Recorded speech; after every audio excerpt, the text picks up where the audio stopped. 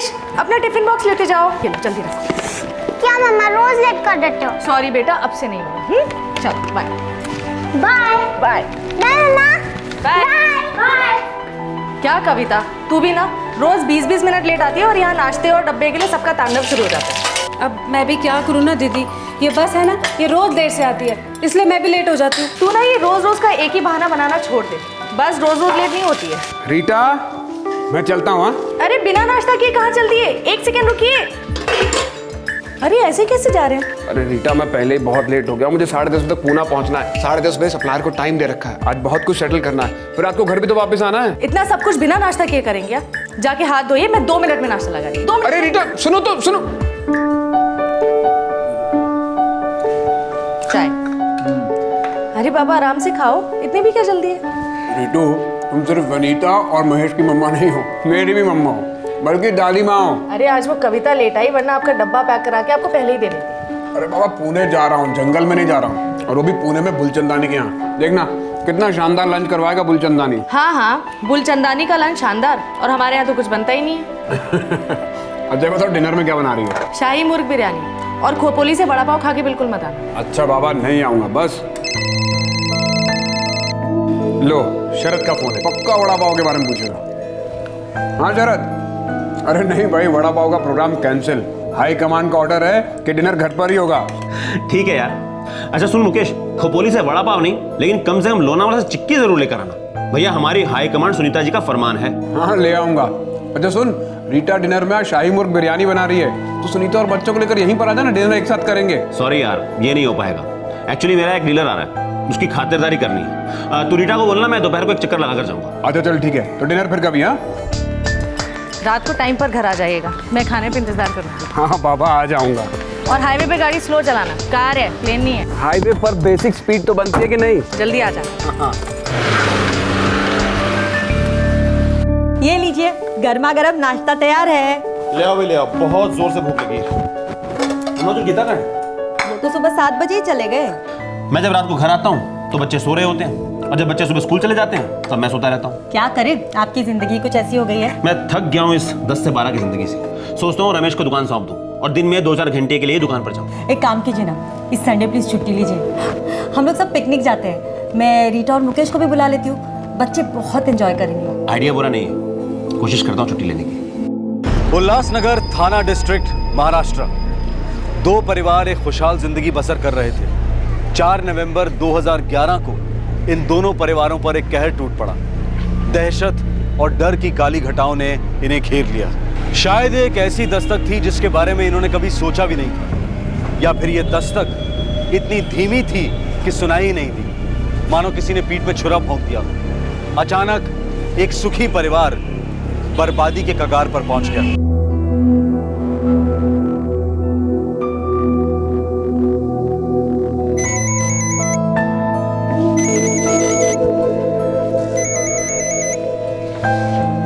Hello कविता, मैं विजयनगर जा रही हूँ सत्संग के लिए। शाम को 7:30 बजे तक आऊंगी। वनीता और महेश को बिना नाश्ता खिलाए खेलने मत जाने देना, ठीक है दीदी?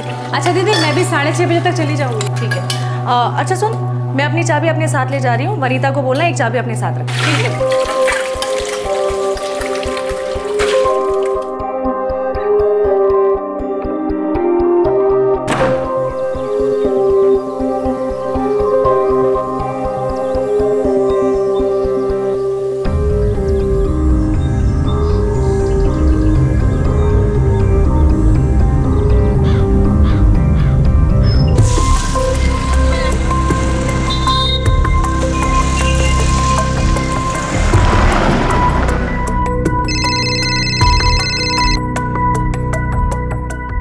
हाँ वनीता बेटा बोलो। पापा, मम्मी घर पे नहीं है। कहाँ गई है? कविता आंटी ने कहा था कि मम्मी सत्संग के लिए गई है, 7:30 तक लौटेंगी। तो बेटा मम्मा का फोन नहीं लग रहा है? नो पापा, 8 o'clock से ट्राई कर रही हूँ, स्विच ऑफ आ रहा है। अच्छा, मम्मा ने बताया था कि वो सत्संग के लिए किसके यहाँ पर जा रही हैं? एग्जैक्ट एड्रेस नहीं बताया पापा, बस इतना बोला है कि सत्संग विजयनगर में है। गुड़िया फिक्र मत कर, मैं अभी तेरी मम्मा को ढूंढ के लाता हूँ। ओके?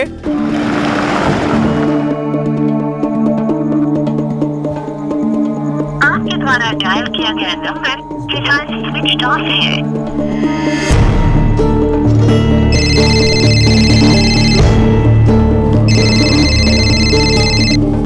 हेलो, हाँ मुकेश, पहुंच गए घर? नहीं, बस पहुंचने ही वाला हूँ। शरद, थोड़ी टेंशन हो गई है। टेंशन?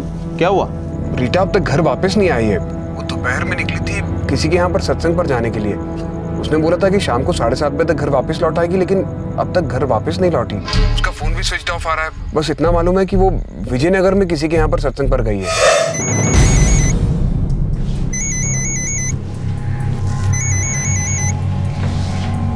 हेलो, उसने तुझसे कुछ कहा था क्या कि वो किसके यहाँ पर सत्संग पर जा रही है? मुझसे तो कुछ नहीं कहा और मैंने पूछा भी नहीं। अच्छा तो एक काम करना, वो विजयनगर वाले मनसुखानी के यहाँ फोन करके देख लेना। एक काम करना, तू फोन करके बात कर ले। बच्चे घर पर अकेले हैं, मैं घर के लिए निकलता हूँ। कोई बात नहीं, मैं फोन कर लेता हूँ।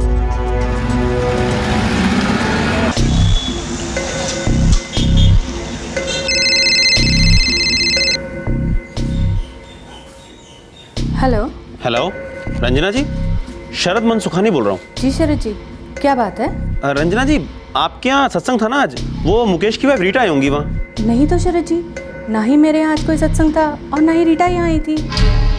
अच्छा चलिए, कोई बात नहीं। क्या बात है शरद भाई, सब ठीक तो है? हाँ सब ठीक है, मैं फोन करता हूँ जी आपको दोबारा। ओके जी, bye bye.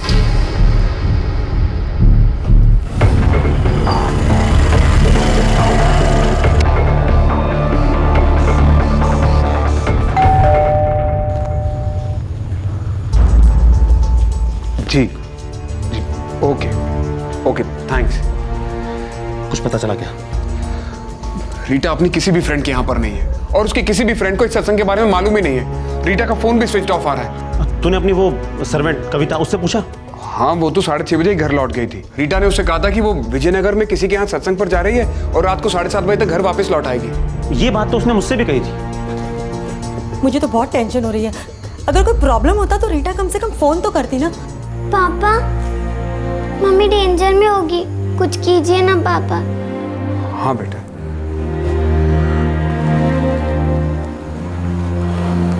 Housewife Rita Walecha, Ulhasnagar के बिजनेसमैन मुकेश वलेचा की पत्नी और 2 बच्चों की मां एक दिन अचानक घर नहीं लौटी। बताया जा रहा था कि वो पड़ोस में किसी सत्संग में गई थी, लेकिन रीटा के परिवार वाले पता ही नहीं लगा पाए कि आखिरकार वो सत्संग किसके घर में था।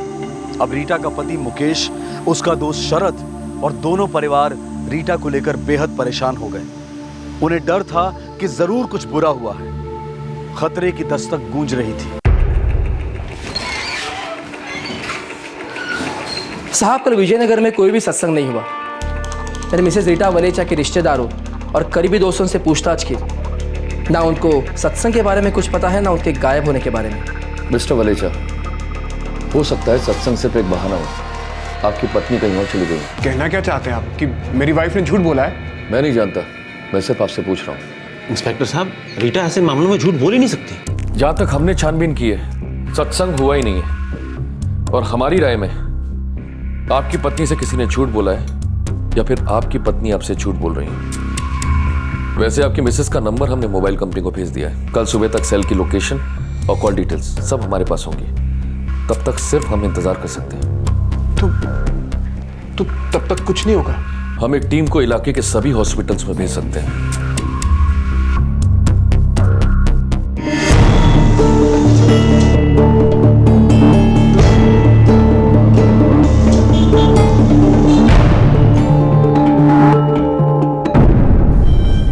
वनीता, बेटा सोने की कोशिश तो करो, नींद आ जाएगी। कैसे सो सकूंगी सुनीता आंटी? मम्मा को लेकर बहुत टेंशन हो रही है। बेटा टेंशन नहीं लेते, मम्मा कहीं नहीं गई है, आ जाएंगी मम्मा बेटा।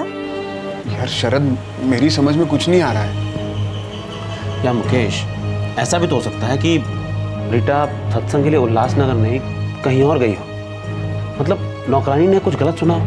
हाँ, हो सकता है, पर उसे वहां से वापस तो लौटना चाहिए था ना। इतनी रात हो गई है, एक कॉल तक नहीं किया। माना कि उसका फोन बिगड़ गया होगा, पर वो किसी और के फोन से कॉल तो कर सकती थी। मैं तुझे डराना नहीं चाहता हूँ, लेकिन हो सकता है कि रीटा किसी सीरियस लफड़े में फंस गई हो। क्या हो सकता है शरद? कुछ ऐसा जिसके बारे में हम सोच भी नहीं सकते।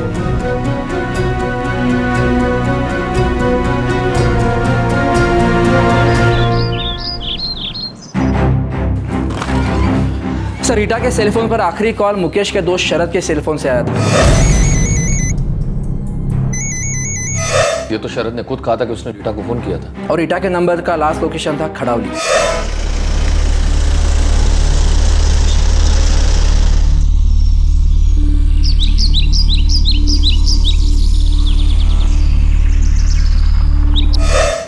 खड़ौली यहाँ से 25 किलोमीटर दूर है और फोन खड़ौली में ही स्विच ऑफ दिखा रहा है। एग्जैक्ट लोकेशन क्या है?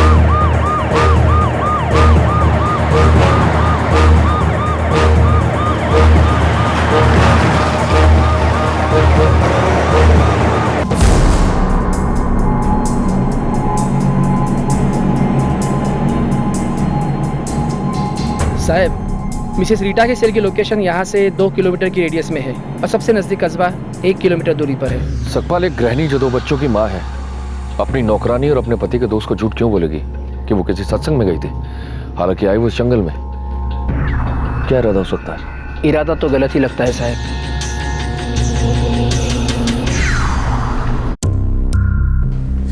खड़ौली? जी हाँ, खड़ौली, वो भी जंगलों के बीचों बीच। मेरी पत्नी खड़ौली वो भी जंगलों के बीच में क्यों जाएगी इंस्पेक्टर? हम भी वही पता लगाने की कोशिश कर रहे हैं। इंस्पेक्टर साहब, आपको कहीं कोई गलतफहमी तो नहीं है? मिस्टर दिनेश, सेलफोन टावर से आई हुई इंफॉर्मेशन आज तक कभी गलत नहीं हुई। आपको पक्का याद है कि रीटा जी ने आपको फ़ोन पर सत्संगी कहा था? कुछ और तो नहीं कहा था ना? इंस्पेक्टर साहब, जब उसने अपनी नौकरानी कविता से यही बात कही है तो मुझसे कुछ और क्यों कहेगी? कहीं आप लोग ये तो नहीं सोच रहे कि मैं झूठ बोल रहा हूँ? तो आपने रीटा को फोन क्यों किया था? इंस्पेक्टर साहब, मैं और मुकेश 20 साल से दोस्त हैं, फैमिली फ्रेंड्स हैं, रिश्तेदारों से भी बढ़कर। मुकेश जब भी आउट ऑफ टाउन जाता है, मैं रीटा को फ़ोन करता हूँ, बच्चों को भी फ़ोन करता हूँ, उनका हालचाल पूछने के लिए, उनको सिक्योर फील कराने के लिए। कहीं आप लोग मुझ पर शक तो नहीं कर रहे? हम किसी पर शक नहीं कर रहे, पर हाँ, हमें एक बात का शक जरूर है कि रीटा सत्संग में गई नहीं। आपकी पत्नी आपसे कुछ छुपा रही थी। कोई ऐसी बात है जो आपने हमें नहीं बताई हो? आप घुमा फिरा कर क्या कहना चाह रहे हैं इंस्पेक्टर? आपकी पत्नी को किसी तरीके का स्ट्रेस था, कोई बात उन्हें खाई जा रही थी। Bye bye bye. मैं खाने पे इंतजार करूँगा। हाँ बाबा, आ जाऊंगा। चलो। जल्दी आ जाना। नहीं तो हमारे बीच सब कुछ नॉर्मल था। जिस दिन आप पूना के लिए निकले, क्या वो डिस्टर्ब थे? हमारी एक हैप्पी फैमिली है इंस्पेक्टर। आपकी पत्नी को कोई ना कोई परेशानी जरूर थी और शायद इसलिए वो बाहर किसी से मिलने गई और उनके साथ कुछ किया गया। क्या किया गया? किडनैपिंग। आप कुछ भी बोल रहे हैं इंस्पेक्टर। कोई रीटा को किडनैप क्यों करेगा? और अगर किडनैप किया होता तो फिर फिरौती की मांग क्यों नहीं आई अब तक? हमें भी अजीब लग रहा है। कोई भी कॉल नहीं आई फिरौती के लिए अभी तक। हम तहकीकात कर रहे हैं और इस केस की तह तक जाएंगे, क्योंकि हमें मालूम है कुछ ना कुछ है जो अटपटा है। 2 दिन बीत चुके थे और रीटा वलेचा की कोई खबर नहीं थी। ऐसा लग रहा था कि मानो रीटा हवा हो गई थी। उसके पति और उसके बच्चों के लिए ये बेहद मुश्किल घड़ी थी। वो लोग शॉक में थे और एक्सेप्ट ही नहीं कर पा रहे थे कि रीटा उनकी जिंदगी से एकदम गायब हो गई थी। तो बेटा, तुम्हारा टिफिन आ गया। बेटा वनीता, महेश, तुम लोगों की मम्मी बहुत जल्दी आएगी। मैंने कल ही पूजा करवाई थी, जरूर आएगी। वनीता, महेश, बेटा बुरा वक्त हर एक की जिंदगी में आता है, पर ऐसे बुरे वक्त में हमें बहादुर बनना है, मम्मी की तरह। मम्मी अभी जिस भी हाल में वो बहादुरी से सामना कर रही होगी। पर पापा, मम्मी कहाँ है? कहाँ गई है वो? और क्यों गई है? पापा, मम्मी हमें छोड़कर क्यों चली गई? नहीं बेटा, मम्मी हमें छोड़ के नहीं गई है। मम्मी किसी मुश्किल में है, पर पता नहीं क्यों मम्मी हमें बता नहीं रही है। आ जाएगी बेटा, आ जाएगी। चलो स्कूल जाओ। हाँ,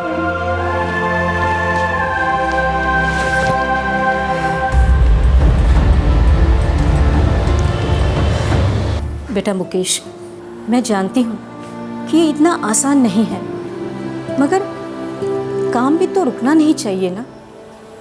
जिंदगी जीने के लिए होती है और उसे जीना भी बहुत जरूरी है ना बेटा। कैसे माँ जी, कैसे जीऊं मैं? मेरी जिंदगी बनाने वाली मेरे साथ नहीं है, वो गायब हो गई है। उसके बिना कैसे जिया जाएगा?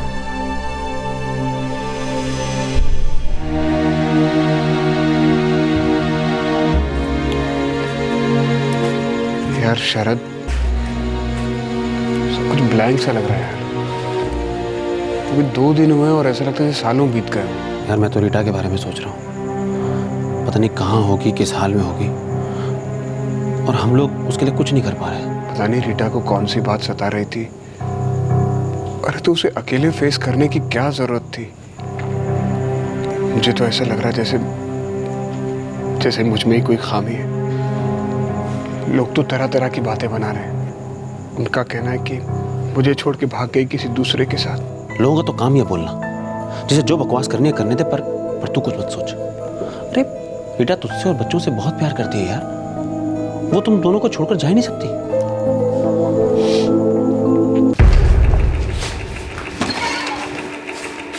सर, उस दिन मुकेश सच में पुणे में था, हमने पता किया है। तो अपने बिजनेस के सिलसिले में गया था। इसका मतलब है मुकेश की तरफ से कोई गड़बड़ नहीं हुई शायद। मुकेश और रीटा एक दूसरे से काफी खुश थे, सारे मोहल्ले वाले यही कह रहे हैं। और वो शरद? वो एक दूसरे के बहुत करीबी दोस्त हैं, बहुत सालों से गहरा रिश्ता है उनका। अगर वो औरत खुश थी, उसके साथ सब कुछ सही था, तो वो अपने घर वालों को झूठ बोलकर क्यों निकले? वो कविता उनकी नौकरानी, उसके बैकग्राउंड के बारे में भी पता किया। ईमानदार है, पिछले 6 साल से उनके घर में काम कर रही है। वैसे भी रीटा के गायब होने से उस नौकरानी को क्या फायदा हो सकता है? हो सकता है रीटा का कहीं अफेयर हो और वो अपने घर वालों को छोड़कर उस प्रेमी के साथ भाग गई हो, बगैर कोई नामो निशान छोड़े। पर सर, कौन हो सकता है वो प्रेमी? रीटा के बैकग्राउंड पर कोई दाग नहीं है, वो उल्लासनगर की है, अच्छे घर से बिलोंग करती है। अच्छे घर की दीवारों को भी सीलन लग जाती है सकपाल, दरारें पड़ जाती है। एक गृहिणी अपने घर वालों को झूठ बोलकर गायब हो जाती है, ना आने का कोई असर, ना फिरौती की कोई मांग। तुम देखना सकपाल, आने वाले दिनों में इस केस में और कई शॉकिंग खुलासे होंगे।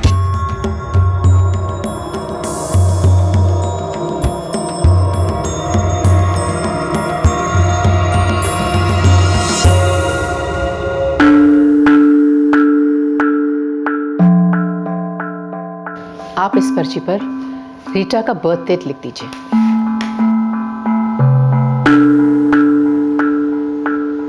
अब आप इसमें से 2 कार्ड चूज करिए।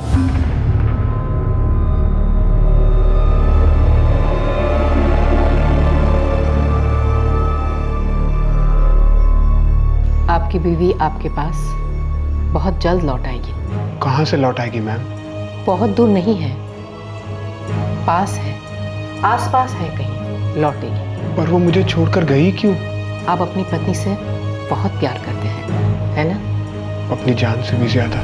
उस पर भरोसा रखिए, वो आपको छोड़कर कहीं नहीं गई है, वो बस गई है, आएगी। इत्मीनान से आप घर जाइए।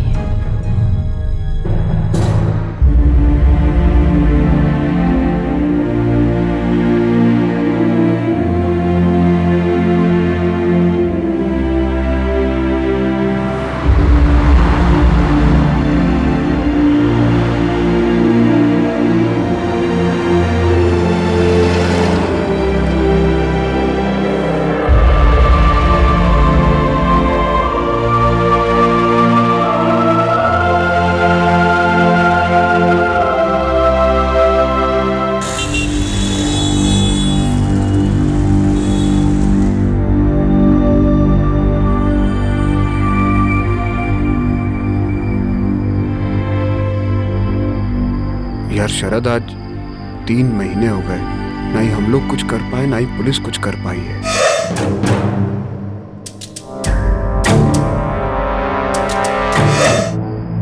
हाँ मुकेश, यार मैं सोचना तो नहीं चाहता, लेकिन मुझे कभी कभी ऐसा लगता है कि... क्या लगता है तुझे? शायद रीटा वाकई में कुछ छुपा रही थी, कोई राज, कोई मजबूरी जो उसने तुझे कभी ना बताई हो, इसीलिए शायद बगैर बताए चली गई।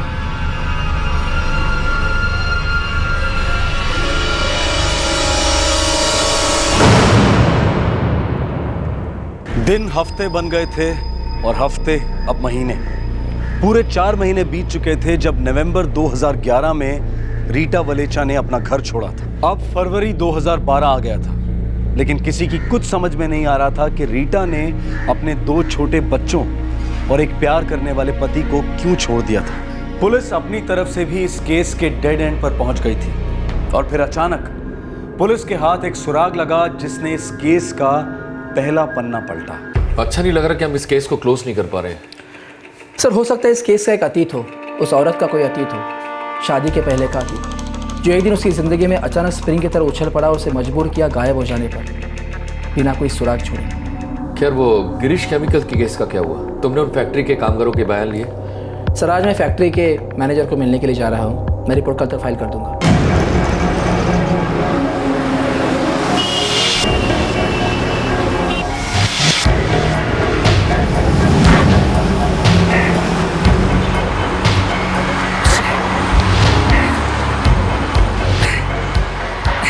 सर लगता है स्टार्टर में प्रॉब्लम है। देखना यहाँ पे कोई मैकेनिक है क्या? सर आगे एक है, खड़ावली जाने के रास्ते पर।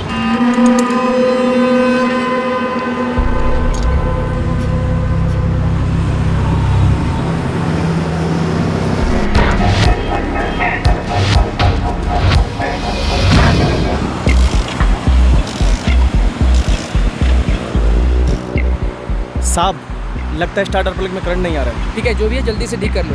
आधा घंटा मिनिमम लगेगा साहब। चाय वाय बोलूं? सर वो खड़ावली वाला केस, उसमें कुछ खास बात नहीं ना आया? बिल्कुल जीरो गोविंद।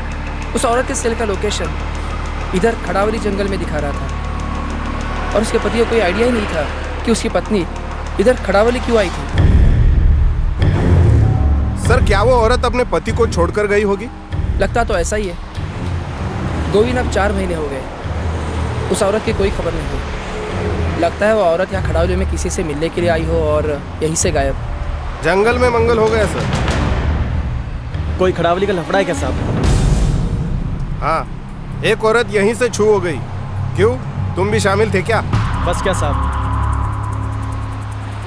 अपन तो छोटा मोटा मैकेनिक है साहब। अगर लफड़ेबाजी करनी होती तो इधर काहे को सड़ता गैरेज में। अपन को बस लगा साहब, आप लोगों ने 4 महीने पहले की बात बोली ना और बोला यहाँ से एक औरत गुल होगी, इसलिए अपन को कुछ याद आया साहब। क्या याद आया? साहब एक बहुत अजीब वाक़यात हुआ अपने साथ। रीटा वलेचा का केस लगभग क्लोज किया गया था। इस केस पर काम कर रहे 2 पुलिस अधिकारी खड़ावली किसी और केस के संदर्भ में गए थे। खड़ावली के रास्ते पर उनकी मोटरसाइकिल खराब हो गई और पास के एक मैकेनिक ने उनकी वो बातें सुन ली जो वो रीटा वलेचा केस के बारे में कर रहे थे। उस मैकेनिक के बयान से पुलिस को अपना पहला ब्रेक थ्रू मिला। पूरे 4 महीने बाद रीटा वलेचा के केस ने सबके पैरों तले जमीन खिसका दी। साहब अभी गई नवंबर की बात है, जब मैं अपने काम में था तब एक आदमी आया मेरे पास। ए सुन, गाड़ी स्टार्ट नहीं हो रही है, कुछ प्रॉब्लम है, देख सकता है क्या? कौन सी गाड़ी है सेठ? मारुति इको है। अपन तो बाइक का मैकेनिक है साहब, 4 पहिए की गाड़ी पर कभी हाथ साफ नहीं किया। गाड़ी स्टार्ट नहीं हो रही है, पास ही में है, चल कर देख ले। लेके जाऊंगा और वापस छोड़ भी दूंगा, पैसे भी अच्छे दूंगा। ट्राई करता हूँ साहब, पर पूरे 500 लूँगा। चल दिए, जल्दी कर। चला चलो।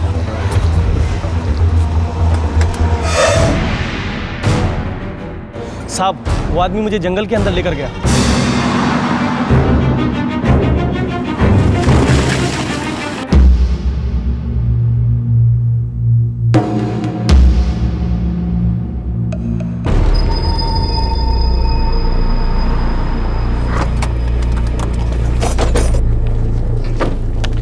ये रही कार, देख क्या कर सकता है।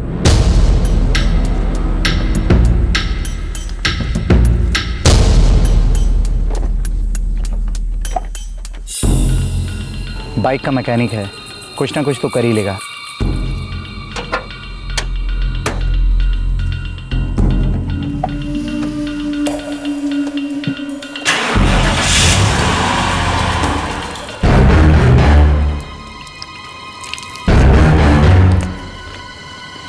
हो गया? हाँ साहब। साहब ये खून? अरे मुर्गी का खून है, कल रात को यहाँ पर पार्टी बनाई थी ना, तो सारा खाना खुद ही बनाया था। ये ले रख, चल गाड़ी में बैठ, छोड़ देता हूँ।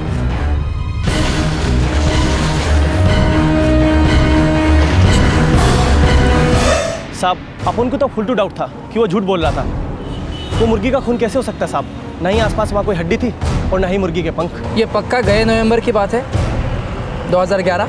नवंबर तो पक्का था साहब, पर तारीख याद नहीं। पर हाँ, गाड़ी का नंबर याद रहा साहब मेरे को, पता नहीं क्यों पढ़ा और याद रख लिया। क्या है वो नंबर? MH04 FC 5678। सकपाल, हमें इस मैकेनिक की बातों को सीरियसली लेना चाहिए। ओए सर, रीटा के सेलफोन का लास्ट लोकेशन था खड़ौली के जंगल में, वो भी नवंबर में। क्या ये मैकेनिक जानता है उसे कौन ले गया था? वो चेहरे से जानता है, नाम से नहीं, पर कहता है देखेगा तो पहचान लेगा। और उन दोनों को भी, जो जंगल में सफेद मारुति इको के पास थे।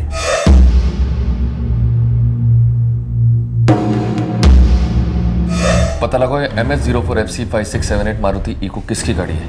रजिस्ट्रेशन थाने का ही है। अच्छा, ये गाड़ी आपने नवंबर में खरीदी, राइट? हाँ सर, नवंबर सेकंड वीक में खरीदी थी। सेकंड हैंड गाड़ी है सर। किससे खरीदी? सर ऐसा क्यों पूछ रहे हैं, कुछ लफड़ा पड़ा है क्या सर? किससे खरीदी?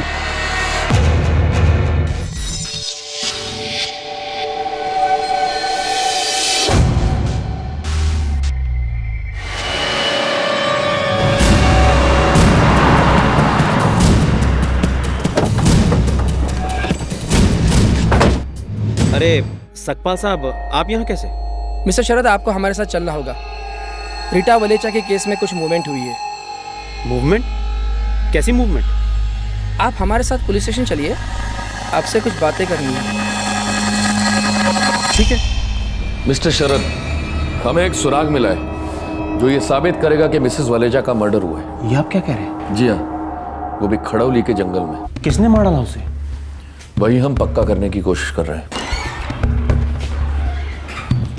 हाँ साहब, यही वो आदमी जिसकी कमीज पर खून के धब्बे थे। क्या बकवास है ये झूठ बोल रहा है ये।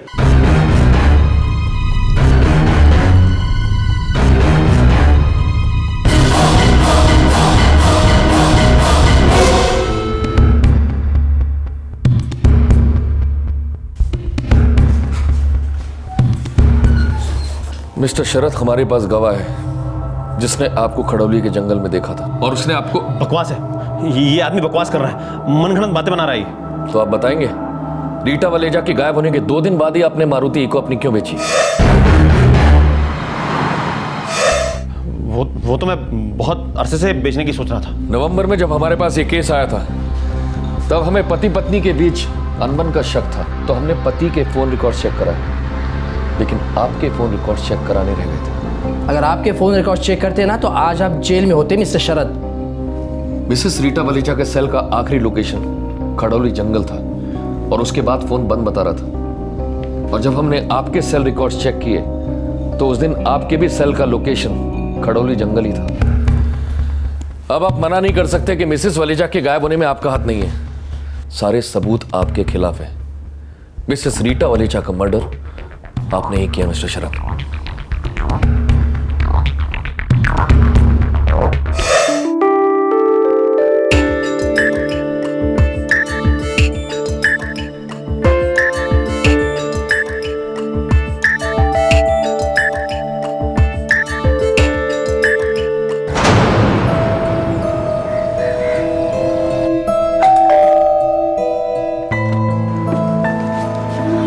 अरे आप हाय रीटा। आइए ना।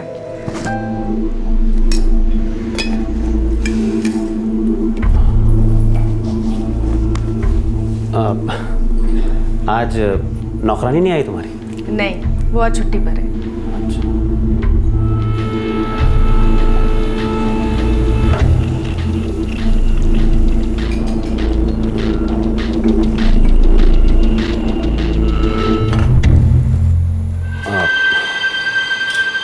वो कल तुम मुझे इस तरह से देख रही थी तो मुझे लगा कि। मैं देख रही थी? कहना क्या चाहते हैं आप? सॉरी रीटा, मेरा वो मतलब नहीं था। तो क्या मतलब था आपका शरद? आई एम सॉरी, मैं चलता हूँ।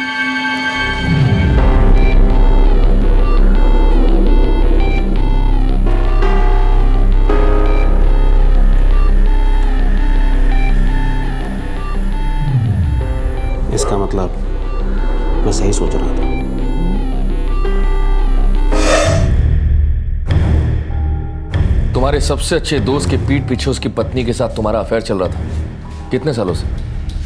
6 साल। और 6 साल चलने देते, फिर उसके बाद और 6 साल। वैसे भी आपकी पत्नी और आपके दोस्त मुकेश को इसकी भनक तक नहीं थी, फिर ऐसी भी क्या अनबन हो गई तुम दोनों के बीच कि तुम्हें अपने नाजायज प्यार का गला घोटना पड़ा? ये तुम क्या कह रही हो? जो सच है वो है। देखो, ये अफेयर तुम्ही को चाहिए था और मुझे पैसे भी चाहिए थे। पर मैंने इसे पैसों के लिए नहीं किया, मेरा तुम्हारी तरफ अट्रैक्शन था। मुझे भी तुम पसंद थे, लेकिन मुझे पैसों की तरफ ज्यादा अट्रैक्शन है। तो तुम मुझे ब्लैकमेल कर रही हो, ये गलत है रीटा। अपने भाई जैसे दोस्त के पीठ पे छुरा भोंकते हो और सही गलत मुझे समझा रहे हो। तो ठीक है, नहीं चाहिए मुझे ये अफेयर, मैं जा रहा हूँ अपने घर। ठीक है, मैं भी तुम्हारे घर जाके तुम्हारी बीवी को सब कुछ बता देती हूँ। तुम्हारी बीवी को बता देती हूँ कि तुम्हारे पति से मेरा मन भर गया। क्यों? तुम ये सब क्यों कर रही हो? मुकेश अच्छा कमाते हैं, पर मुझे और चाहिए शरद। तुम्हारे पैसों से मैं अपनी सारी जरूरतें पूरी कर सकती हूँ। वैसे भी शरद, ये बहुत बड़ी कीमत नहीं है हमारे इस एंजॉयमेंट की। एंजॉय हम दोनों ने किया है, लेकिन कीमत मैं अकेला चुका रहा हूँ। तुम्हारा बिजनेस अच्छा खासा चल रहा है, अच्छे पैसे कमाते हो। थोड़ा सा मुझे दे दो कि क्या चला जाएगा तुम्हारा। हाँ, मैंने अपने दोस्त के साथ गद्दारी की थी, मुझे उसकी सजा भुगतनी पड़ रही थी। रीटा की मांगे दिन बर दिन बढ़ती चली जा रही थी और उसे इतने पैसे देना मेरे बस के बाहर हो रहा था। मैं इस झमेले से बाहर निकलना चाहता था, वरना कई जिंदगी बर्बाद हो जाती है। तो तुमने एक जिंदगी खत्म करने की सोच ली, बर्बाद करने की सोच ली, राइट? शरद भाई, आपने पिंपरी का नाम सुना है, पूना के पास? हाँ सुना। सुना है ना? तो बस वहाँ के किसी भी भाई से पूछना, सब यही बोलेंगे कि संजय अपने काम में माहिर है। कितना लोगे? 1 पेटी। 1 लाख में पूरा काम हो जाएगा? समझ लो, हो गया सेट। मुझे पहले से ही पता था कि 4 नवंबर को मुकेश पूना जाने वाला है और उसी दिन मुझे रीटा को पैसे देने थे। मैंने सोच लिया था यही मौका है अपने प्लान को अंजाम देने का।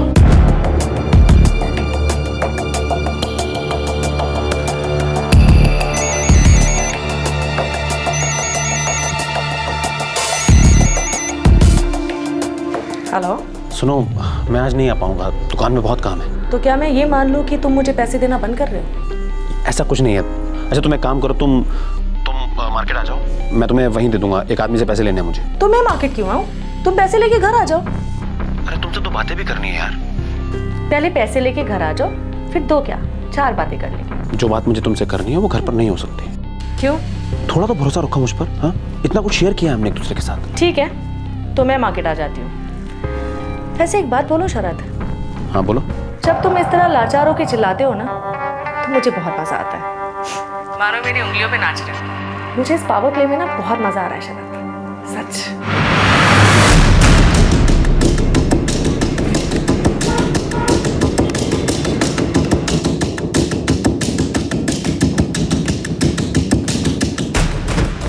ये आदमी कौन है? इसी से तो पैसे लेकर देने, अभी देता हूँ। तो अभी के अभी दे दो। मेरे बच्चे घर पर इंतजार कर रहे हैं। मैं नौकरानी को बोलकर आई हूँ कि मैं विजयनगर जा रही हूँ सत्संग के लिए। मैं और लेट नहीं हो सकती शरद। मैडम, पैसे अभी मेरे पास कैश में नहीं है, बस थोड़ा सा आगे इंतज़ार कर रहे हैं। आप 5 मिनट इंतज़ार कर लो ना सर।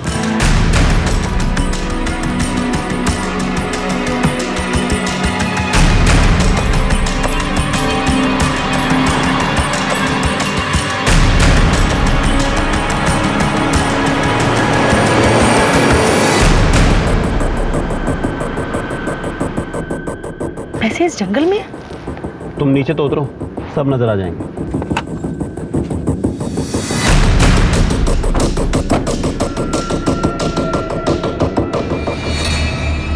गेम खेल रहे हो, वो भी मेरे साथ शरद। आज से पहले तुम बैटिंग कर रही थी और मैं फील्डिंग, अब उल्टा होगा।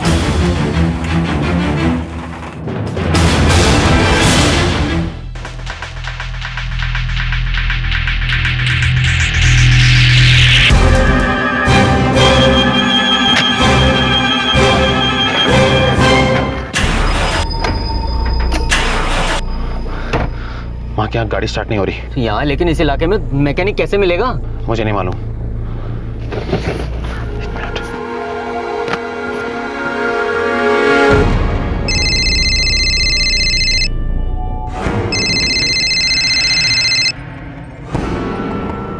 शरद, क्या हाल है?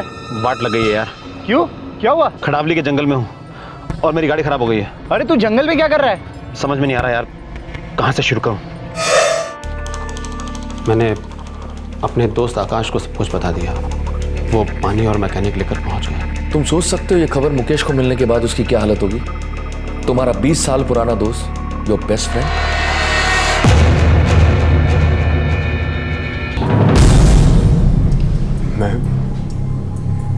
मैं नहीं मानता। हिम्मत कीजिए मुकेश जी, ये सच है।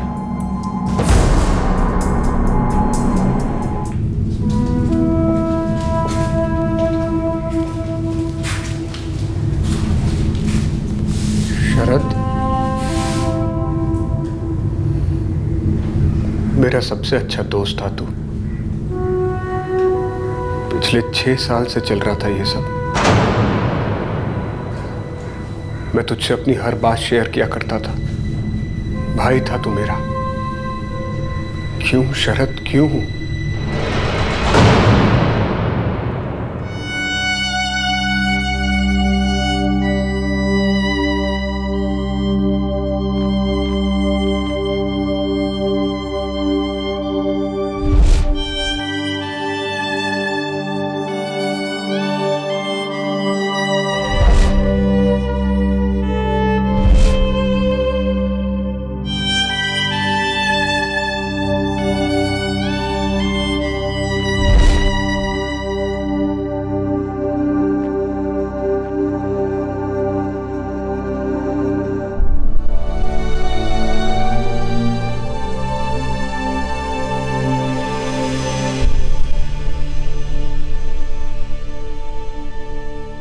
रीटा के जेवर जो शरद और संजय ने उसकी डेड बॉडी से निकाले थे, वो उल्लासनगर के ही एक जौहरी के यहां से बरामद हुए।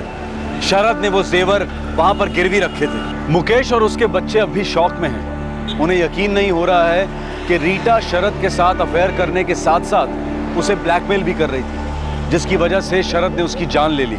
परिवार वालों के लिए रीटा एक अच्छी माँ थी, एक अच्छी पत्नी थी। उसकी पर्सनालिटी का ये रूप उसके पति और उसके बच्चों के लिए हमेशा एक राज बनकर रहेगा। रीटा अब इस दुनिया में नहीं है। फिलहाल इस केस के बारे में जो भी जानकारी है वो शरद के नजरिए से है। पुलिस सब इंस्पेक्टर की मोटरसाइकिल का बिगड़ना, इत्तफाकन उन्हें उस मैकेनिक का मिलना और फिर रीटा वलेचा के गुमशुदा होने का रहस्य खुलना, ये सारे इत्तेफाक बार बार यही कहते हैं कि सामने वाला जुर्म को छुपाने की लाख कोशिश कर ले, लेकिन सुराग कहीं ना कहीं से इंसाफ के दरवाजे पर दस्तक देते ही हैं। ये बहुत शॉकिंग केस है। एक तरफ ये केस खौफनाक है और दूसरी तरफ इस केस पर विश्वास करना बहुत मुश्किल हो रहा है। शादीशुदा होने के बावजूद किसी और को चाहना या अफेयर करना, ये शायद तब से चला आ रहा है जब इंसानों के बीच शादियों की प्रथा शुरू हुई थी। हमारे आज के एपिसोड की दूसरी कहानी।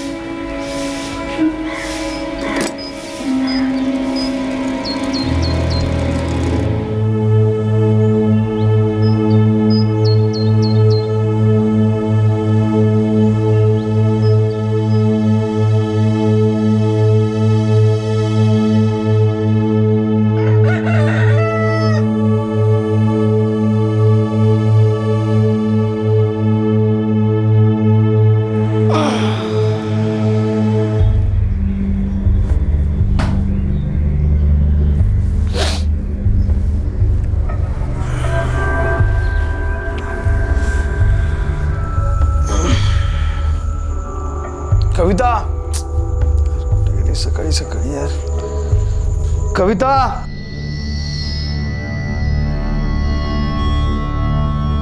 यार सकाळी सकाळी, कविता,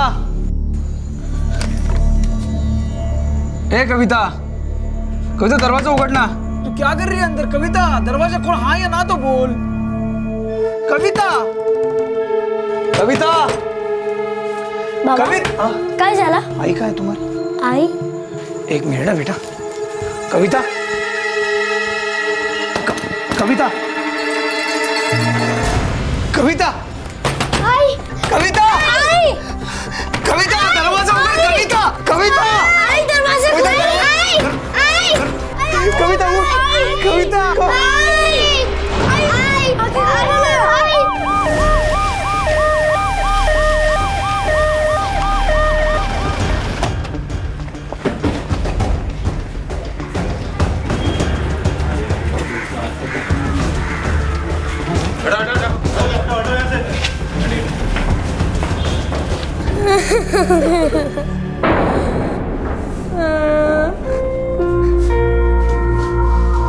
कब हुआ?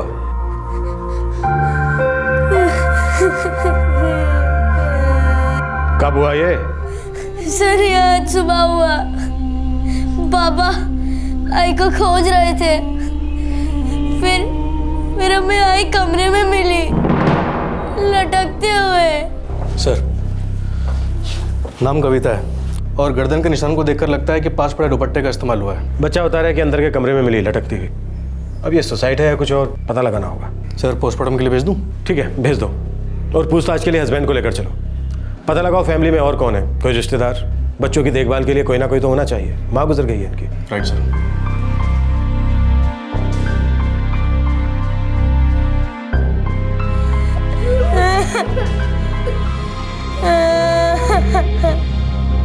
सत्ताईस वर्षीय हाउसवाइफ कविता, 2 छोटे बच्चों की मां, एक सुबह अपने ही घर के एक कमरे में पंखे से लटकी पाई गई। बच्चे शौक में चले गए थे, पति स्तब्ध रह गया था, एक घर उजड़ गया था। घर को घर बनाने वाली गृहिणी हमेशा के लिए घर को छोड़कर चली गई थी। क्यों? क्या यह आत्महत्या थी या फिर दाल में कुछ काला था? कारण जो भी हो, पुलिस को इस क्यों का जवाब ढूंढना था। उस दस्तक को पहचानना था जो कविता की मौत दे गई थी। और जाहिर सी बात है कि सबसे पहला शक था कविता के पति गिरीश पर। तुम्हारे खामोश रहने से तुम्हारे छोटे छोटे बच्चों की बात बोल नहीं पड़ेगी गिरीश। वो जा चुकी है और हमें पता लगाना है क्यों। क्या उसने अपनी जान ली? क्या तुमने उसे सुसाइड करने के लिए मजबूर किया, या फिर तुमने ही उसकी हत्या कर डाली? तुम्हारी पत्नी कविता के साथ क्या हुआ था गिरीश? जवाब दो। आपका दामाद हमारी कस्टडी में है, पर मुंह नहीं खोल रहा, पूरी तरह से खामोश। ऐसी खामोशी या तो कोई शातिर अपराधी अपनाता है या फिर पूरी तरह से टूटा हुआ इंसान। पवन, तुम लड़की के भाई हो, हमें बताओ कि दोनों के बीच कैसा रिश्ता था? कोई सॉलिड टेंशन जिससे निकलने के लिए कविता ने सुसाइड का रास्ता चुना? सर वो गिरीश के साथ बहुत खुश थी, कम से कम हमें तो ऐसा ही लगा था। इंस्पेक्टर साहब, हम इस शादी के खिलाफ थे, लेकिन पोते रवि का मुंह देखा तो हमने उन्हें अपना लिया। भागकर शादी की थी दोनों ने? लव था उनका, अब उसके सामने कोई क्या कर सकता है?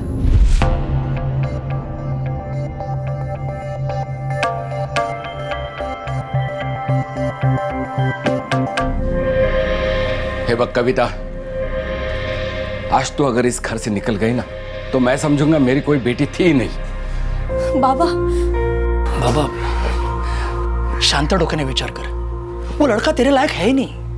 जात अलग, सब कुछ अलग, अरे वहां तेरी वाट लग जाएगी। दादा, माझं त्याच्यावर प्रेम है और वो भी मुझसे बहुत प्यार करता है। आई बहुत खुश रहेंगे हम। तो तुझे सिर्फ अपनी खुशी की पड़ी है ना?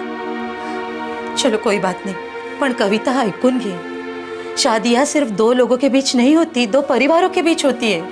जब तेरा परिवार होगा ना, तुझे हम सबकी जरूरत पड़ेगी। शादी का भार सिर्फ पति पत्नी नहीं उठा सकते बेटा। आई उठा लेंगे, हम दोनों उठा लेंगे। गिरीश मुझसे बहुत प्यार करता है। हाँ, और हमने आज तक तुझसे कभी प्यार ही नहीं किया, है ना? जिद्दी थी, अकड़ थी उसमें, सुनने को तैयार ही नहीं थी। बस सामान लिया और निकल गए घर से। क्या शादी नाकाम थी? बहुत झगड़े होते थे दोनों के बीच? कोई मारपीट? नहीं सर, एक्चुअली वही तो ताज्जुब की बात है, वो दोनों एकदम खुश रहते थे।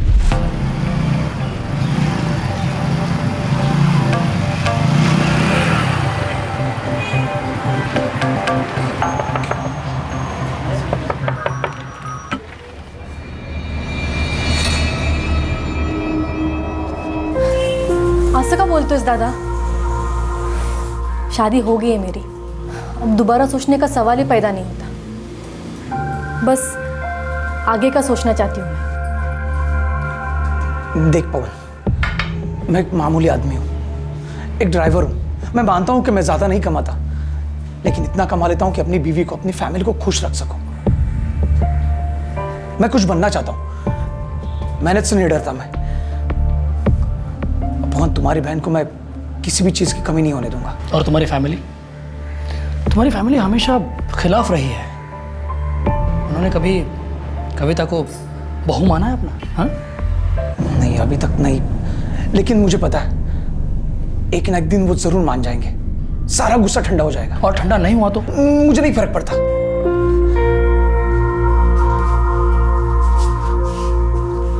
और मैं वादा करता हूं, मैं कविता का साथ कभी नहीं छोड़ूंगा। सर, गिरीश वाकई में भला इंसान है। उसने बहुत बहुत मेहनत की कविता और बच्चों को खुश रखने के लिए। मुझे नहीं लगता कि कविता उसके कारण दुखी थी। फिर और क्या कारण हो सकता है सुसाइड का? बोला ना सर, हमें तो कुछ सोच ही नहीं रहा। जब तक गिरीश मुंह नहीं खोलेगा हम उसे छोड़ेंगे नहीं। हम बच्चों की कस्टडी आप लोगों को देना चाहते हैं। अगर मंजूर है तो ठीक है, नहीं तो फिर सरकारी अनाथालय तो। नहीं, आप ऐसा क्यों बोल रहे?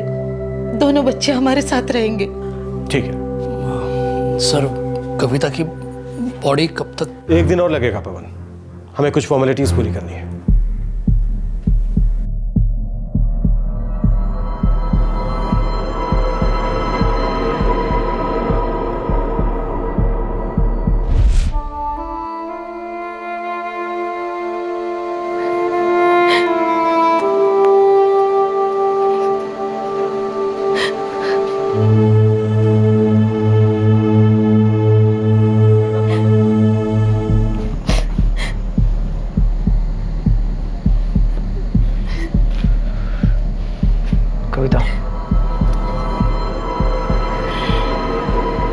चल जो पहला, रात बहुत हो चुकी है। मुझे नहीं सोना है और मुझे बात भी नहीं करनी। प्लीज मुझे कुछ टाइम के लिए अकेला छोड़ दो।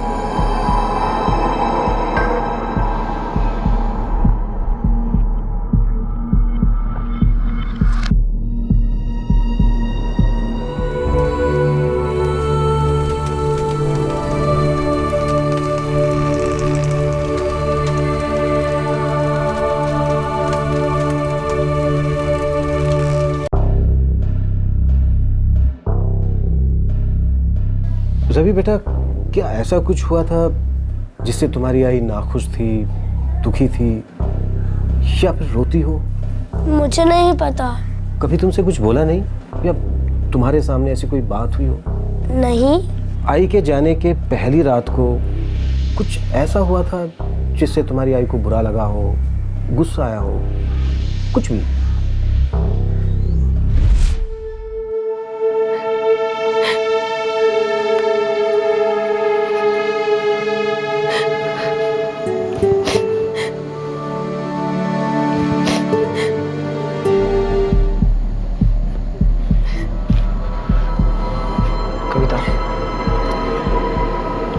चल जो पहला, रात बहुत हो चुकी है।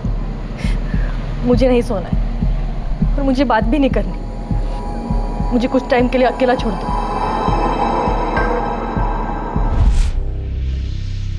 बेटा, आई रो क्यों रही थी? मुझे नहीं पता। पवन, कविता किसी बात को लेकर दुखी थी, शायद डिप्रेस थी। सर, ये मैं पहली बार सुन रहा हूँ। शायद ऐसा कुछ जो उसने किसी को नहीं बताया, जो सिर्फ गिरीश को मालूम था, और अब वो हमें बताने से इनकार कर रहा है। झगड़ा वो तो कभी नहीं सुना साहब, और यहाँ चाली में तो किसी को छींक भी आए तो सुनाई देता है। भला पति एकदम मेहनती, कोई ऐसा वैसा कभी कुछ था ही नहीं, और बच्चे भी पढ़ाई में होशियार। एक गिरीश ड्राइवर है? जी हाँ, किसी ट्रैवल एजेंसी में काम करता है। कविता ने कभी आपके साथ कोई घर की परेशानी बांटी होगी, कुछ पति के साथ अनबन वगैरह कुछ तो हुआ होगा? नहीं साहब, वैसे एकदम ज्यादा गहरी दोस्ती वोस्ती तो नहीं थी, पर दिन में 3 बार जरूर मिलते थे। 2 बार बच्चों के बस स्टॉप पर और 1 बार शाम को सब्जी लेते वक्त। ऐसा आड़ा टेढ़ा तो कभी उसके मुंह से कुछ सुना ही नहीं।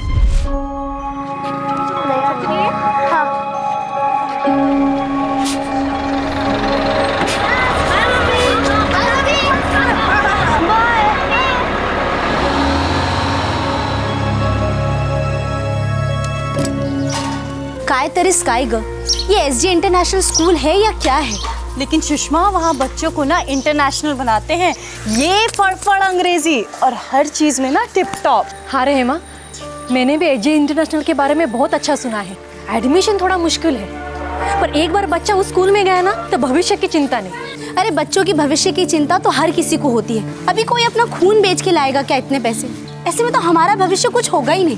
अरे सुषमा, बच्चों का भविष्य जैसे भी हो पैसे बचाकर बच्चों को ऐसे स्कूल में डालना चाहिए। तो तू क्या रवि को डाल रही है वहाँ एसजे इंटरनेशनल? हाँ, सपना है मेरा, लेकिन देखना पड़ेगा। गिरीश हाँ कह दे बस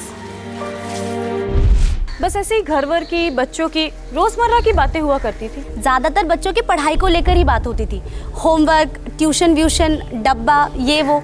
लेकिन गिरीश के खिलाफ कभी कुछ नहीं बोलती थी साहब। दरअसल साहब, पिछले 1 साल से ना गिरीश ज्यादा करके मुंबई के बाहर ही रहता था, और कविता ने भी एक कपड़ा बनाने की फैक्ट्री में नौकरी कर ली थी।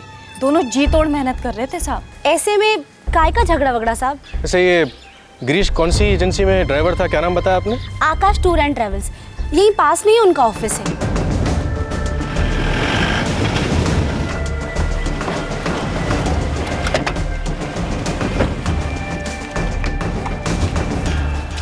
जी हाँ इंस्पेक्टर, गिरीश पिछले 8 साल से हमारी कंपनी में ही काम कर रहा है। उसकी शादी से भी पहले से है वो यहाँ, और बहुत ही अच्छा ड्राइवर है। हमारे लगभग हर रेगुलर कस्टमर उसी की डिमांड करते हैं। पिछले 1 साल से काफ़ी आउट ऑफ मुंबई ड्यूटी होती थी उसकी। जी हाँ, पहले तो वो इनसाइड सिटी ही गाड़ी ड्राइव करता था, लेकिन पिछले 1 साल से ओवरनाइट ट्रिप भी कर रहा है। ऐसा क्यों अचानक 1 साल से?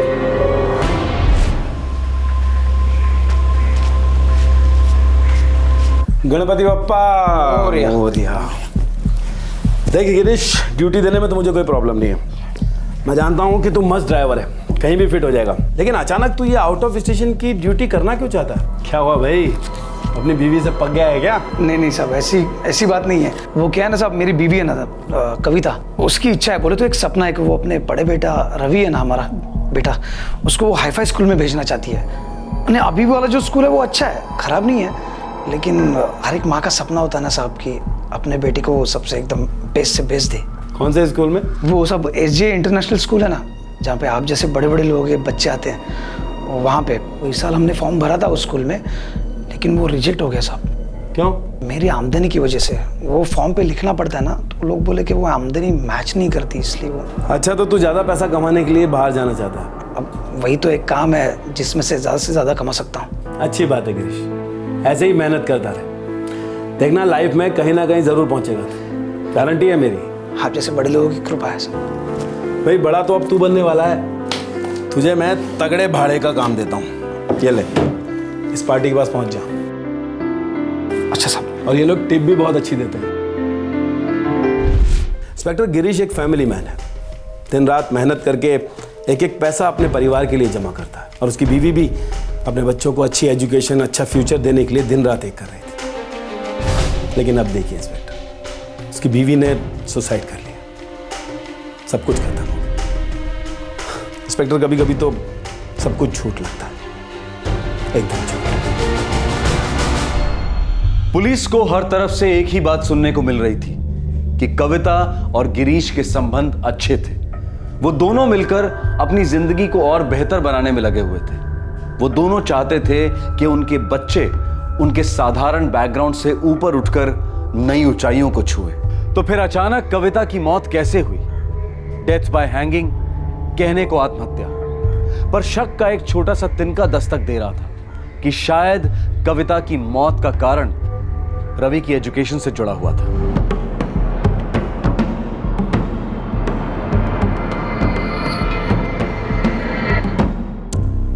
सर दोबारा कोशिश की, लेकिन मुंह पे ताला लगा के बैठा है गिरीश। सभी लोग सिर्फ अच्छी बातें कर रहे हैं इसके बारे में, इसके और कविता के रिश्ते के बारे में भी गुणगान हो रहा है। फिर साला ये सुसाइड वाला एंगल कहाँ से आता है? सर हो सकता है स्कूल के एडमिशन को लेके कुछ हुआ, उस औरत की जान अटकी थी एसजे इंटरनेशनल में। क्या कहते हो? एक बार बात करें इन एसजे इंटरनेशनल वालों से। सर पिछले साल कविता और गिरीश के बेटे रवि का एप्लीकेशन फॉर्म रिजेक्ट हुआ था, लेकिन इस साल उसको एडमिशन मिल गया था।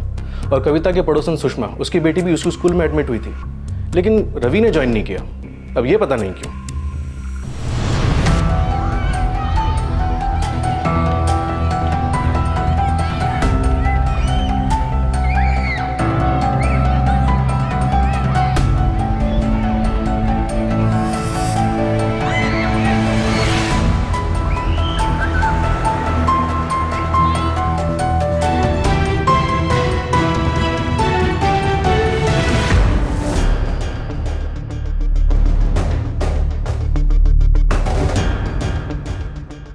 जी हाँ, रवि गिरीश शिंदे को हमने एडमिशन दिया था इस साल।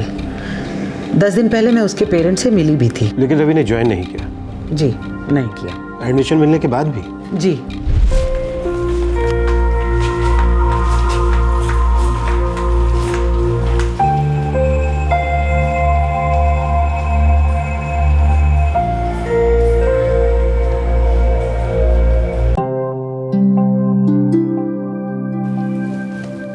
रवि, तुम्हारा फर्स्ट स्टैंडर्ड का रिजल्ट एक्सीलेंट है।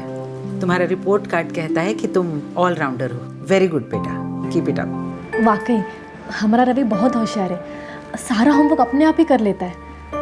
वेरी गुड, ऐसे ही बच्चे स्कूल की शान बन जाते हैं। कविता, तुम जाकर एडमिनिस्ट्रेटिव ऑफिसर से मिलो, वो तुम्हें फीस वगैरह की फॉर्मेलिटीज समझा देगी। ठीक है madam, thank you. Thank you बोलो। Thank you. फिर मैंने सुना कि उन्होंने लड़के को एडमिट ही नहीं किया। क्यों एडमिट नहीं किया? आई एम सॉरी, रीज़न तो मुझे पता नहीं। मैंने कविता को एडमिनिस्ट्रेटिव ऑफिसर के पास भेज दिया था, उसके बाद मैं उनसे मिली भी नहीं। क्या आप प्लीज़ एडमिनिस्ट्रेटिव ऑफिसर से बात करवा सकती हैं? श्योर, ग्राउंड फ्लोर पे ऑफिस है, मैं इन्फॉर्म कर देती हूँ।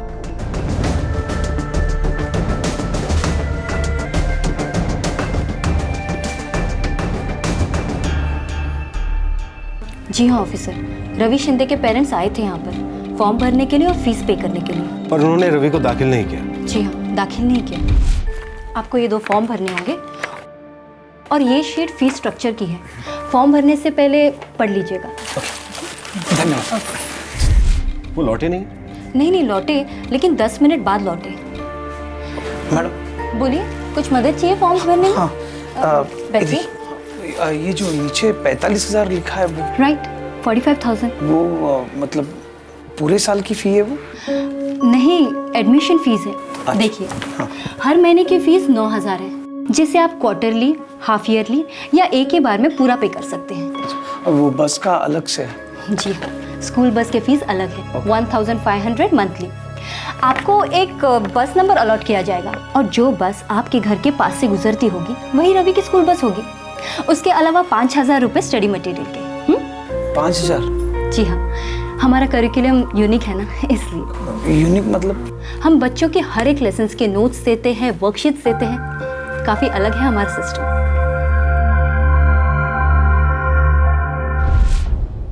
उसके बाद वो नहीं लौटे?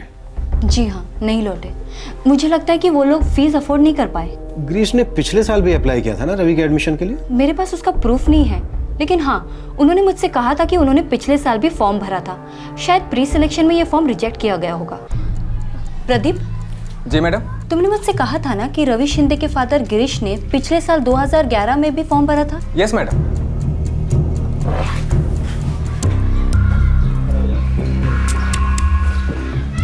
क्या उसका एप्लीकेशन रिजेक्ट हुआ था 2011 में? जी सर। क्यों? सर वो एप्लीकेशन फॉर्म कैटेगरी की रिक्वायरमेंट पूरी नहीं कर पा रहा था, इसके लिए वो रिजेक्ट हो गया।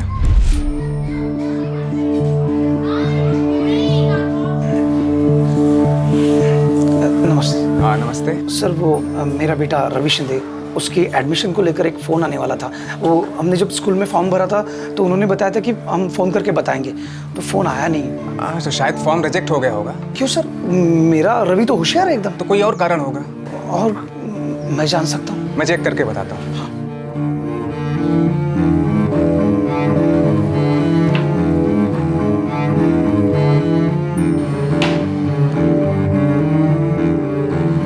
क्या नाम बताया आपने? रवि गिरीश।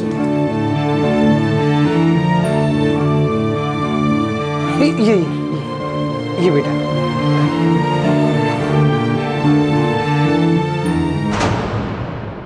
देखिए आप बुरा मत मानिए, आपके लड़के में कोई प्रॉब्लम नहीं है।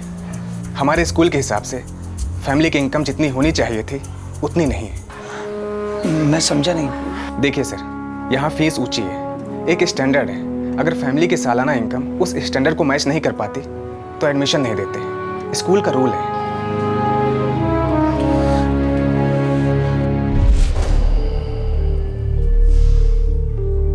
Thank you.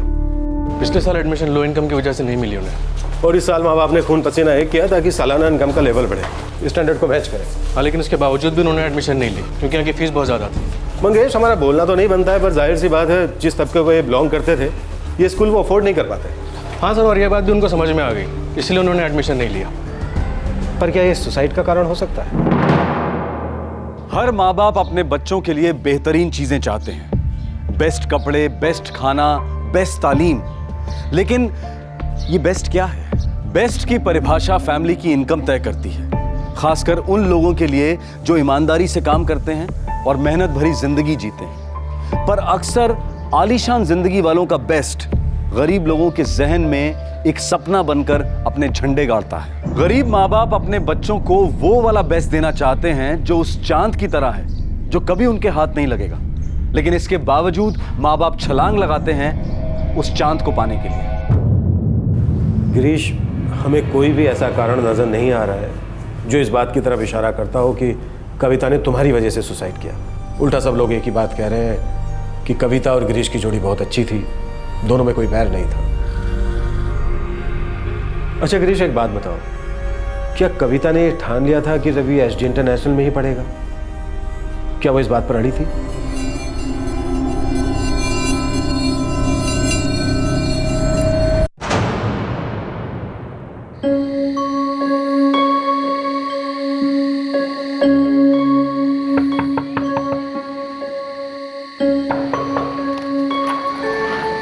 आलात तुम्ही? अरे अरे आओ आओ पढ़। बाबा, हाँ बोलो ना चुप रहने के लिए, मैं पढ़ रहा हूँ। तो क्या सोचा आपने? काय ग कविता, तू क्यों चेंज करना चाहती है रवि का स्कूल? जहाँ पे वो पढ़ रहा है वो अच्छा है ना। गिरीश, एसजे इंटरनेशनल सबसे अच्छा स्कूल है, वहाँ के टीचर सबसे अच्छे हैं। वहाँ पे जो बच्चे आते हैं ना, एक से एक बड़े घरों में से आते हैं। तुम्हें नहीं लगता हमारे रवि को वहाँ पढ़ना चाहिए? मान्य है भाई, मतलब खरज मान्य है, लेकिन हमें अपने बारे में सोचना चाहिए ना। वो स्कूल हमें परवड़ता है नहीं परवड़ता है वो भी सोचना चाहिए। अपनी चद्दर जितनी लंबी है ना, उतनी हमें पैर फैलानी चाहिए। खाली फोकट चद्दर लंबी करने में क्या फायदा है? क्यों? हम अपनी चद्दर खींचकर बड़ा नहीं कर सकते? गिरीश, हम अपना खर्चा कम करेंगे, बहुत मेहनत करेंगे। मुझे साड़ी जेवर कुछ नहीं चाहिए, मुझे सिर्फ अपने बच्चों के लिए एक सीढ़ी चाहिए जिससे वो उस मकाम तक पहुंच सकते हैं जहां तक सिर्फ हम देख सकते हैं।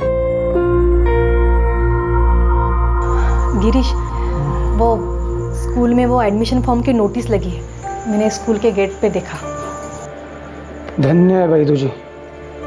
खाएगा कर, तू रोज जाती है वहां पर स्कूल को बाहर से देखने के लिए? वो मैं सब्जी मार्केट से आ रही थी ना, तो स्कूल रास्ते में ही होता है। पर पता है, वो हमेशा मुझसे कहता है कि रवि को यहाँ भेजो, रवि को यहाँ भेजो। रवि का भविष्य यहाँ ही है। वो स्कूल तेरे से बात भी करने लगा। वो कल फॉर्म लेके आना। हाँ हाँ हाँ हाँ।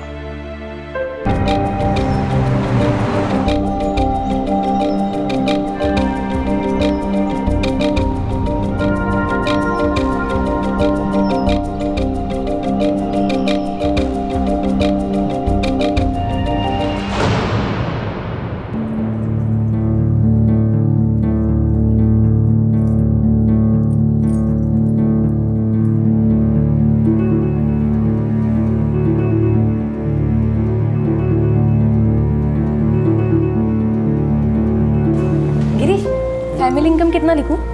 हाँ, फैमिली इनकम 10,000 लिख। 12 लिख देती हूँ। तुम्हें कभी कभी ओवर टाइम तो मिल ही जाता है ना।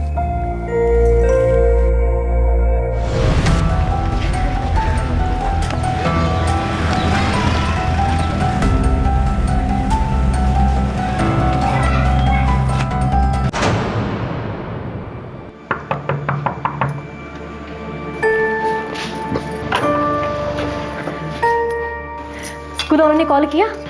नहीं केला। नाही केला? अरे अजून कसा नाही केला? 1 हफ्ता हो गया, एडमिशन अभी खत्म हो गए होंगे। अरे उन्होंने बोला है कॉल करेंगे करके। आप कल जाकर चेक करके क्यों नहीं आते? अरे क्या चेक करना, उन्होंने बोला है ना कॉल करेंगे करके। तू भी कविता ना क्या? तो नहीं ना? नहीं गिरीश, मुझे कोई भी रिस्क नहीं लेना है। आप कल ही जाइए स्कूल और पता करके आइए कि उन्होंने कॉल क्यों नहीं किया।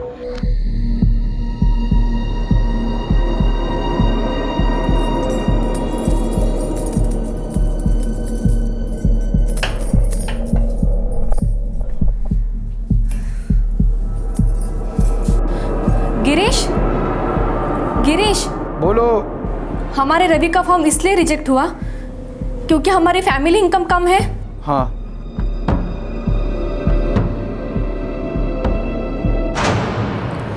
कविता, वो स्कूल अपने बस की बात नहीं है, नहीं परवड़ेगा हमें। चलो कोई बात नहीं, स्कूल वालों ने समझा दिया। मतलब जब तक हमारी आमदनी बढ़ेगी नहीं तब तक हम अपने बच्चों को अच्छी शिक्षा नहीं दे सकते, ऐसा ही है ना? ऐसा ही है कविता, अपनी आमदनी बढ़ कर कितनी बढ़ सकती है? अरे मामूली ड्राइवर हूं मैं, कोई ऑफिसर बिजनेस वाला नहीं हूं। सुन, वैसा स्कूल वैसी जिंदगी अपने लिए नहीं है कविता, और होगी भी नहीं। जब तक हम वैसे बनने की इच्छा नहीं रखेंगे ना, और इच्छा पूरी करने की कोशिश नहीं करेंगे ना, होगी भी नहीं। काय म्हणायचंय तुला? गिरीश, हमारी आमदनी बढ़ानी होगी। कैसे? मैं नौकरी कर लूंगी, तुम भी अपनी सेठ को बोल दो कि ज्यादा काम दे, आमदनी बढ़ानी है।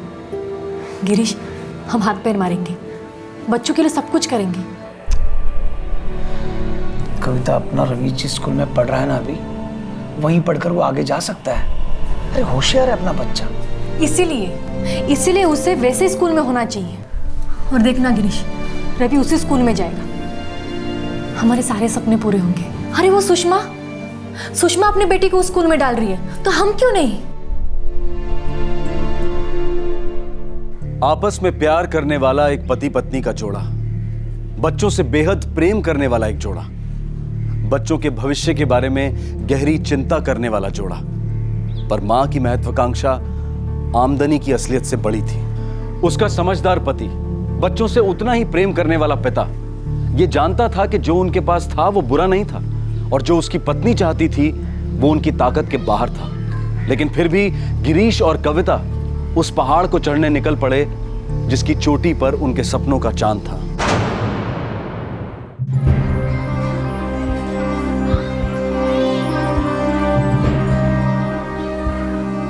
आपको ये 2 फॉर्म भरने होंगे, और ये शीट फीस स्ट्रक्चर की है।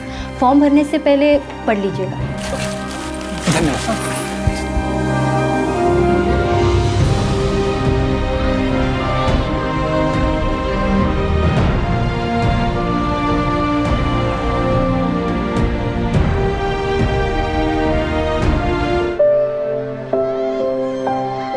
गिरीश, देखो ना रवि कितना खुश लग रहा है। देखो ना रवि। फीस बघ कविता, फीस बघ या शाळेची, कैसे भर पाएंगे इतनी फी? कितनी है? देख,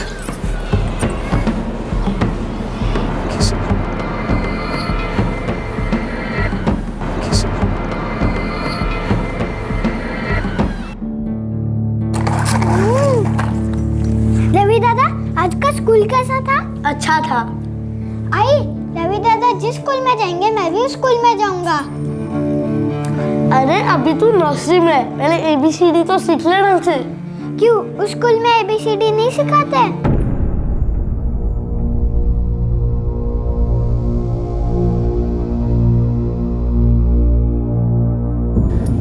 गिरीश, फिलहाल हम महीने के 20-25 कमा लेते हैं। लगता है अब रवि की फीस भर पाएंगे। कविता, खून चूस लेगा वो स्कूल हमारा, और अगले साल फीस बढ़ी तो हम और मेहनत करेंगे गिरीश। फिर किरण की बारी आएगी, दुगनी फीस, फिर भूखे मर जाएंगे हम। मान जा, नहीं होगा। मैं अपने बच्चों की पढ़ाई के लिए एक टाइम का खाना छोड़ सकती हूँ, कुछ भी कर सकती हूँ। तू ना बावली हो गई है, वेडी जली है तू। वो स्कूल की चकाचौंध बिल्डिंग ने, वो हाईफाई बातों ने, वो सब माहौल ने ना तेरे को वश कर लिया है। और तुम देख के आंखें मोड़ रहे हो ना? तुमने देखा नहीं क्या कितनी अच्छी फैसिलिटीज है वहां पे? वो यूनिफॉर्म, वो किताबें, वो स्कूल बस, और बच्चों के चेहरे के ऊपर का वो तेज। अरे सबसे ज्यादा तेज मेरे बच्चे के चेहरे पे है, वहां गए बिना। अपना रवि अभी जिस स्कूल में पढ़ता है वो अगर अच्छा नहीं होता तो अपना बच्चा इतना होशियार होता? सोच, होता? गिरीश, मैंने वहां के क्लासरूम्स देखे, झाँक कर देखे मैंने। एयर कंडीशन है, वो दीवारों में लगी हुई चीजें, तुम्हें पता है पूरा एक फ्लोर कंप्यूटर के लिए, हर एक बच्चे के लिए एक कंप्यूटर। कपड़ माझी आई, उसकी अलग से फीस तो होगी, वो कहाँ से भरेंगे? जाग जा। सुषमा और उसके पति की आमदनी हमसे ज्यादा है क्या? फिर भी वो अपनी बेटी को उस स्कूल में डाल ही रही है ना। कुछ नहीं, मेरा रवि उसी स्कूल में जाएगा बस। देख कविता, दूसरों से तुलना करना बंद कर, समझी ना? हमें अपनी अच्छी जिंदगी जीनी है। मुझे ऐसा कोई बोझ नहीं उठाना है जिसके नीचे दबकर हम मर जाए और बोझ मेरे बच्चों को बाद में उठाना पड़े।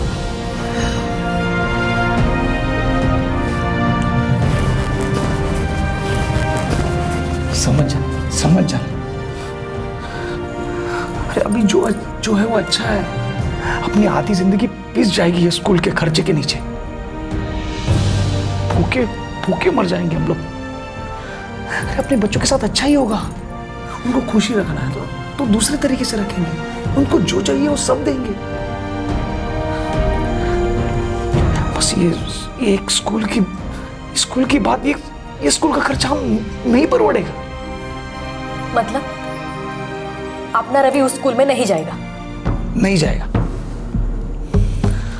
अब मैं बुरा हूं ना तो ठीक है, मैं हूं बुरा। समझदारी से काम ले। अब सो जा, बच्चों को कल स्कूल जाना है।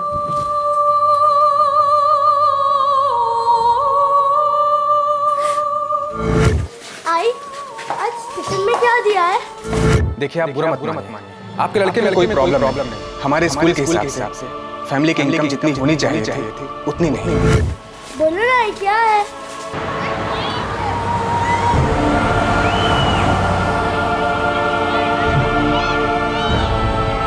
फीस बुक या शायद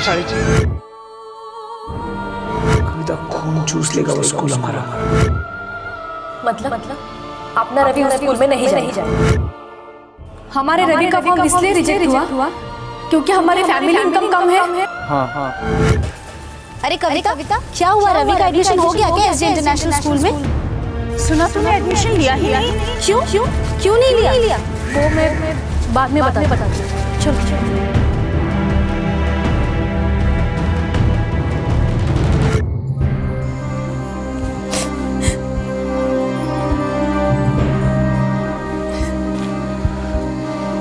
कविता,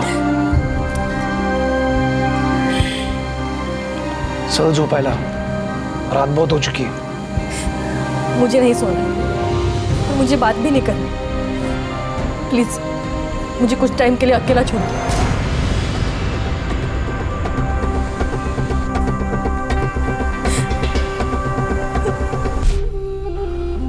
मैंने कभी सोचा भी नहीं था कि मेरी बीवी, मेरी कविता ऐसा कदम उठाए।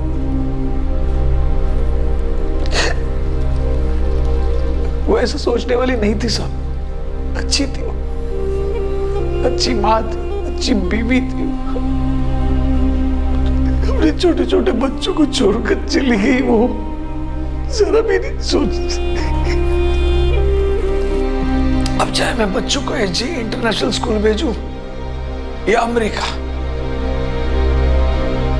उनको क्या याद रहेगा? क्या याद रहेगा उनको? फांसी पे लटकती हुई अपनी मां।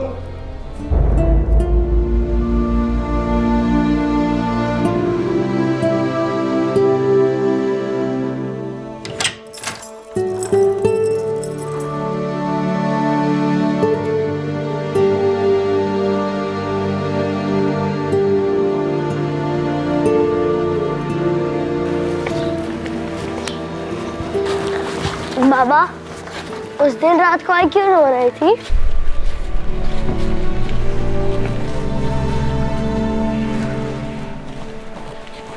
गिरीश और कविता का बड़ा बेटा रवि अब गिरीश के साथ रहता है और छोटे बेटे किरण की देखभाल कविता के माँ बाप कर रहे हैं। दोनों बच्चे अपनी माँ को खोने के सदमे से धीरे धीरे बाहर निकल रहे हैं। पर गिरीश शायद जिंदगी भर उस क्यों का जवाब ढूंढता रहेगा।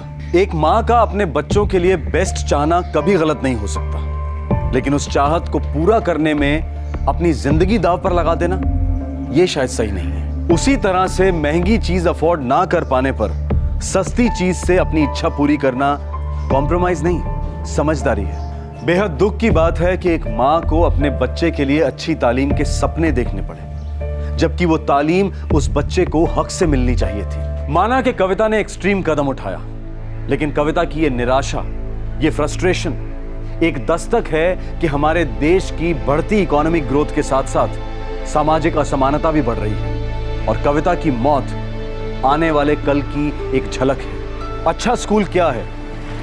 मोटी फीस, शानदार इमारत, बड़े प्लेग्राउंड्स, एयर कंडीशन क्लासरूम वगैरह वगैरह, क्या ये सब मापदंड हैं अच्छे स्कूल का? बेशक ये सारी सुविधाएं स्कूल को बच्चे के लिए और उससे ज्यादा माँ बाप के लिए बेहद आकर्षित बनाती हैं, पर सवाल ये उठता है कि ऐसी सुविधाएं बाकी के स्कूल्स में क्यों नहीं है? क्या अच्छी तालीम एक ऑप्शनल चीज है? जिस तरह से मिलिट्री देश को बाहरी आक्रमण से बचाती है, उसी तरह से कंपलसरी और एक समान फ्री एजुकेशन देश को अंदर से मजबूत बनाती है। एजुकेशन को बिजनेस समझना देश की सुरक्षा और भविष्य दोनों को खतरे में डालने के बराबर है। आप किसी भी विकसित देश को देखिए, वहां आप एक बेहतरीन और फ्री पब्लिक एजुकेशन सिस्टम पाएंगे, जहां प्रधानमंत्री का बच्चा और उसके ड्राइवर का बच्चा एक ही स्कूल में पाए जाएंगे और उन्हें आगे बढ़ने का समान अवसर मिलेगा। अच्छी एजुकेशन कोई कीमती ड्रेस, फैंसी कार या 5 स्टार डिनर नहीं है। ये एक लाइफ सेविंग दवाई है जिस पर हर बच्चे का संवैधानिक अधिकार होना चाहिए। क्राइम पेट्रोल्स के और भी दिलचस्प कहानी देखने के लिए हमारे चैनल को सब्सक्राइब करें और बेल आइकॉन दबाना न भूलें।